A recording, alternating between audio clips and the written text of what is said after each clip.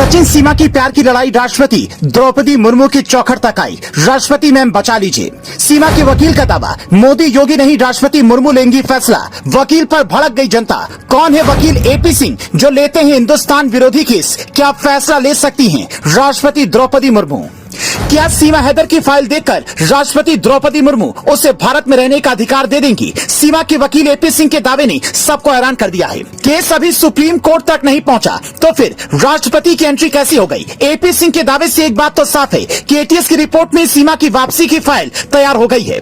इसीलिए supreme court का दरवाजा खटखटाने की बजाय वकील एपी सिंह सीधे राष्ट्रपति द्रौपदी मुर्मू के पास पहुंच गए। एटीएस की जांच रिपोर्ट योगी की टेबल पर पहुंच चुकी है। हालात ये हैं कि अब सीमा और सचिन से आईबी पूछताछ कर सकती है। एटीएस की पूछताछ में दो ऐसे झूठ पकड़े गए हैं जो किसी को हजम नहीं हो रहे हैं। वो दोनों झूठ क्या हैं वो बताएं। उससे पहले सुप्रीम कोर्ट के वकील एपी सिंह का हैरान करने वाला दावा सुनिए। हमारे संवाददाता फोन पर उनसे बातचीत करते हैं, वो हिस्सा सुनिए। देखिए, अभी तक सीमा पार से गोलियां आती थी, अब डोली आई है। लोगों की इस पर परेशानी है, लेकिन सीमा ने सच्चा प्यार किया है। पाकिस्तान से आकर हिंदू धर्म ग्रहण कर नेपाल में हिंदू रीति रिवाज के साथ विवाह किया है। हाँ, उसके पास सब कुछ है, हमारा सब कुछ है, आपको सब कुछ है, ठीक है। और ये चीजें अगर आपको अभी शक है तो आप इसका लाई डिटेक्टर टेस्ट, बड़ी से बड़ी एजेंसी जो भी है, पॉलीग्राफी टेस्ट, एनआई से जांच करवा लें। अगर दोषी हो दोषी की तरह कार्रवाई करें।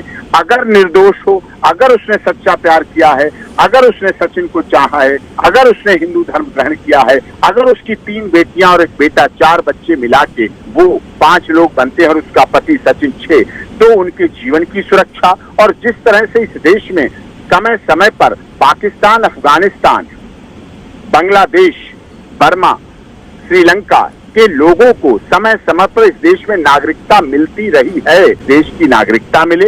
वो अब इस देश की, सचिन की, जो कि यहाँ का मूल नागरिक है, उसकी धर्मपत्नी है, तो उसके बच्चों का पालन हो, वो उसका रहे, उसको सुरक्षा।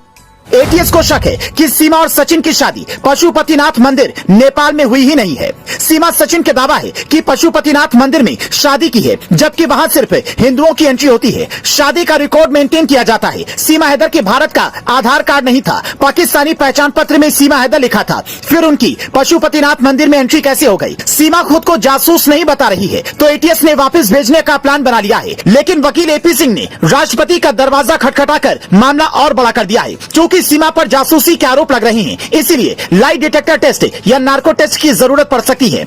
अब आप कहेंगे दोनों में अंतर क्या है, तो वो भी समझ लीजिए। फिर बताते हैं कि विदेश मंत्रालय ने पहली बार इस केस पर क्या कुछ कहा है।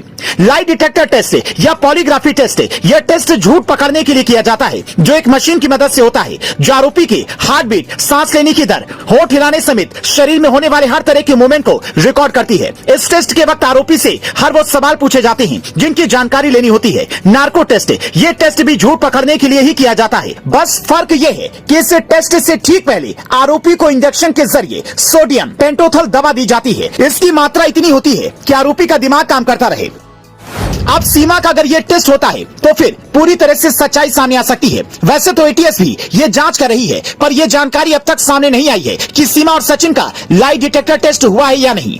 विदेश मंत्रालय की प्रवक्ता अरिंदम बगाची ने भी ये साफ कर दिया है कि सीमा को पाकिस्तान भेजा जाएगा या नहीं। इसका फैसला जांच एजेंसियों की रिपोर्ट के आधार पर होगा। अब जांच एजेंसियां क्या रिपोर्ट करती हैं और एपी सिंह कितनी मजबूत दलील पेश करते हैं, ये देखने वाली बात